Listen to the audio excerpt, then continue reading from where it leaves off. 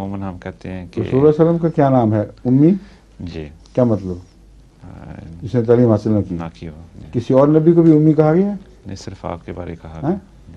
النبی و امی لقب جب کہتے ہیں تو کیا موسیٰ یا عیسیٰ ذہن میں ہوتے ہیں؟ نہیں ہاں نہیں نہیں.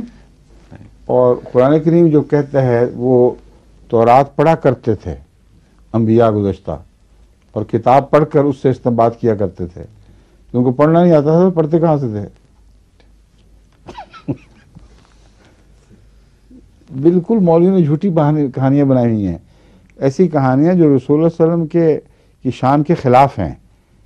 قرآن نے تو ایک ہی نبی کو امی کہا اور ممتاز کر دیا سب نبیوں سے، اور مولویوں نے سب نبیوں کو شامل کر لیا تاکہ مسیح موعود کو جھٹلا سکیں.